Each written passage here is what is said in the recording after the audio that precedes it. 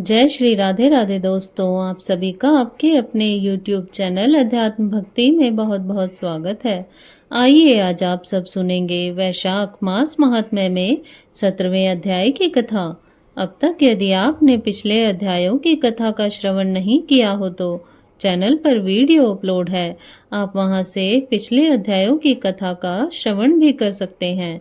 तो बोलिए प्रेम से भगवान विष्णु की जय, माता लक्ष्मी की जय, सर्व देवी देवताओं की जय।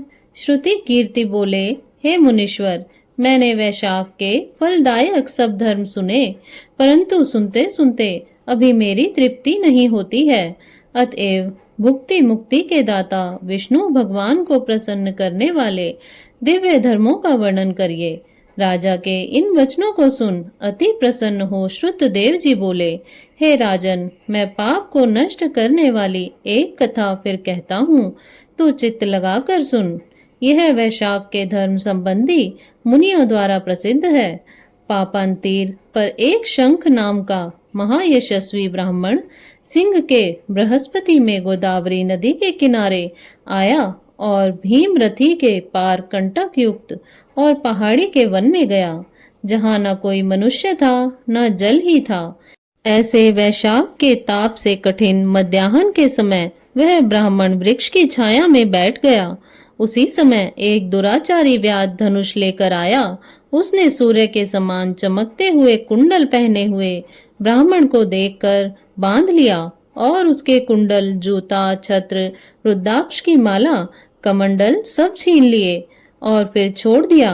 तब वह ब्राह्मण उस दुष्ट से छूटकर नंगे पग धूप से जलती हुई रेती पर चलने लगा, जहाँ पीने को जल तक नहीं था।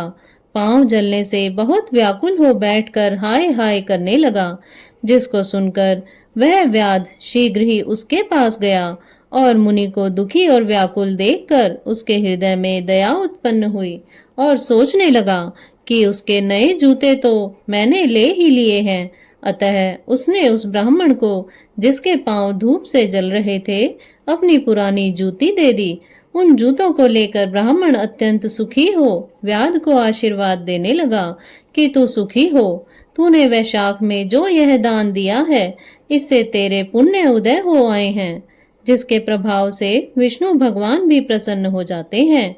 ऐसे वाक्य सुनकर व्याध अत्यंत विस्मित हो ब्राह्मण से बोला, हे महाराज, मैंने आपकी नई वस्तु लेकर आपको पुरानी वस्तु दी है, भला इसमें मेरा क्या पुण्य है? हे ब्राह्मण, वैशाख धर्म क्या है और हरि कौन है, यह आप मुझसे कहिए। व्याध के ऐसे वचन सुनकर शंख प्रसन्न हुए और वैशाख की प्रशंसा करने लगे कि सब धर्मों का फल तो जन्मांतर से मिलता है, परंतु वैशाख में इस पापाचारी दुर्बुद्धि दुरात्मा व्याध ने पात्र दान किया, जिसके फल से तत्काल सद्बुद्धि हो गई। संपूर्ण दान, तप, बड़े बड़े यज्ञ तथा तीर्थ यात्रा करने से विष्णु भगवान प्रसन्न नहीं होते, परंतु वैशाखोक्त धर्म करने से प्रसन्न होते हैं। इस माधव मास में जो कृत्य थोड़े से धन से सिद्ध होते हैं, वह बहुत खर्च करने अथवा दान या धर्म यज्ञों के करने से सिद्ध नहीं होते हैं। इस मास में ताप नाश करने वाली पादुका तूने मुझको दी है, जिससे भगवान तेरे ऊपर प्रसन्न हो गए। अब तुझे कल्याण की प्राप्ति होगी। तब मुनीश्वर ऐसा कह रहे थे कि उसी समय मृत्यु द्वारा प्रेरित बड़ा बलि सिंह व्याध के वध के लिए अत्यंत क्रोध कर दौड़ता आया। बीच में दैव योग से दैव कल्पित हाथी को देखकर वह पहले उसको मारने का महान उद्योग करने लगा।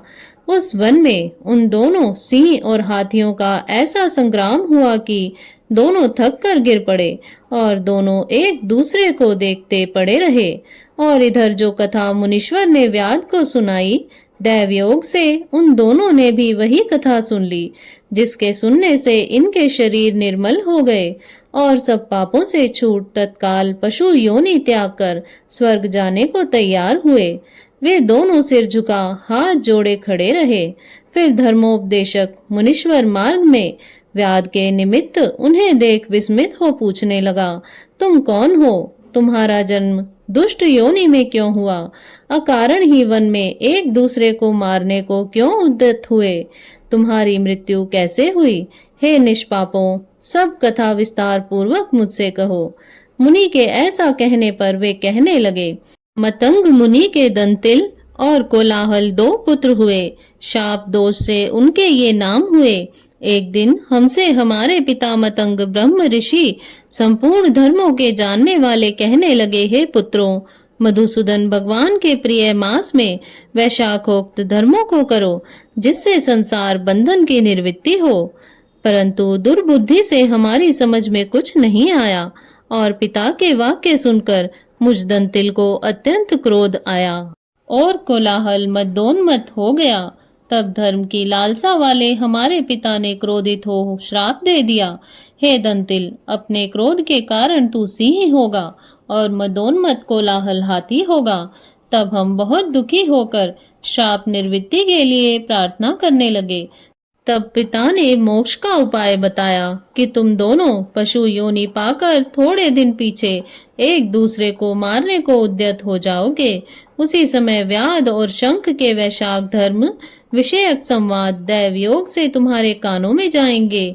तब तत्क्षण तुम्हारी मुक्ति हो जाएगी और श्राप से छूटकर पूर्व रूप धारण कर मेरे पास निवास करोगे। पिता के इस श्राप से हमको पशु योनि मिली और अब जो कुछ भी हुआ सो आपने देखा। दैव योग से हम दोनों यहाँ चले आए और आपका दिव्य संवाद सुनने लगे। उसी के प्रभाव से तत्काल मुक्ति हो गई। यह कथा कह दोनों ने मुनीश्वरों को नमस्कार कर मुझसे आज्ञा मांग अपने पिता के पास चले गए। सो सब कथा दयानिधि मुनि ने व्याध को सुनाई। देखो वैशाख का कैसा महात्म्य है। जब मुनि ने इस प्रकार कहा तब व्याध अपने शस्त्र फेंक कृपालु निसर्पः प्रबल बुद्धि ऋषि से कहने लगा। तो इस प्रकार से श्री स्कंद पुराण वैशाख महात्म्य में नारद एवं अम्बरीश के संवाद में दंतिल कोहल मुक्ति प्राप्ति नामक 17वां अध्याय पूर्ण हुआ। तो बोलिए प्रेम से भगवान विष्णु की जय, माता लक्ष्मी की जय, सर्व देवी देवताओं की जय। इसी प्रकार से ज्ञानवर्धक जानकारियां प्राप्त करते रहने के लिए, व्रत पूजा आदि के बारे में जानने के लिए तथा कथा को श्रवण करने के लिए यदि आप चैनल पर पहली बार आए हैं तो चैनल को सब्सक्राइब कर लें ताकि आने वाली वीडियो की नोटिफिकेशन आपको समय से मिलती रहे। वीडियो को लाइक करें, शेयर करें। सुखी रहें, स्वस्थ रहें। जय श्री राधे राधे। धन्यवाद।